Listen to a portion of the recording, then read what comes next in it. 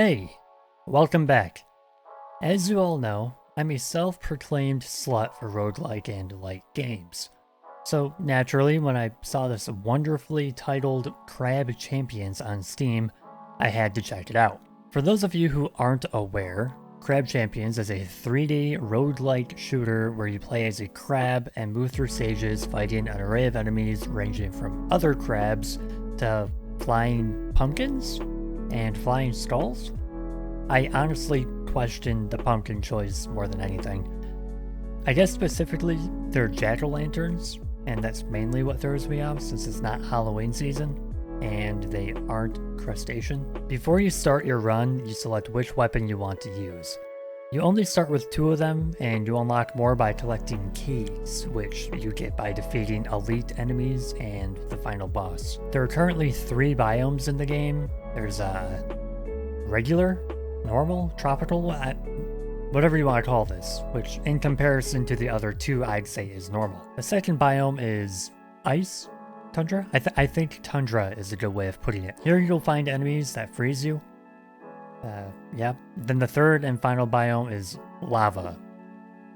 Actually, is there a name for an area of land that's defined by being an active volcano? Active as in like already exploded and is still exploding? Hold on, let's Google it.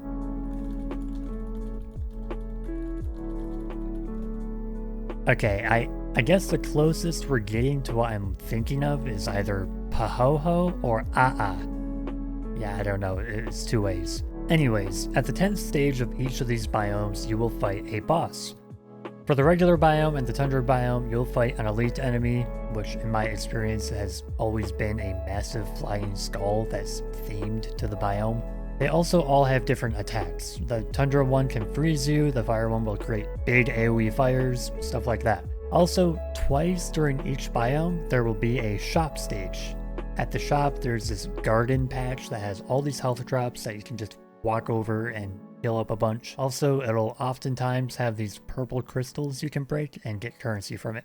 Purple crystals are currency, by the way. That's what you'll be spending at the shop as well as to expand your inventory. There's 3 types of upgrades: weapon mods, grenades, and perks. You have a limited amount of slots for all of these, but you can spend exponentially increasing amounts of purple crystals to unlock a slot at any time. Your crystals all go away at the end of the run, so don't feel bad about spending them. Use them or lose them. I've only beaten the game once so far, and the final boss I fought was this ant.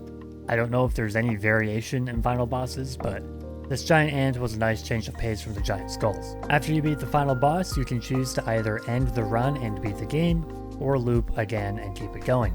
I chose to end it because I desperately just wanted to unlock new weapons to use. In this hub area, there's this place over here where you can choose a skin for your crab.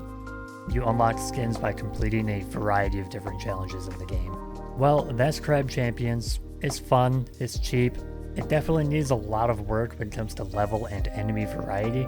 Between all the biomes, you'll find yourself playing a lot of the same maps, but with a new look. I wouldn't put it on a top 5 list, but it's definitely one of the games of all time. I'll probably play it a little bit more here and there just to kill time, but nothing worth making a video about as far as I can tell. What do you guys think of this game?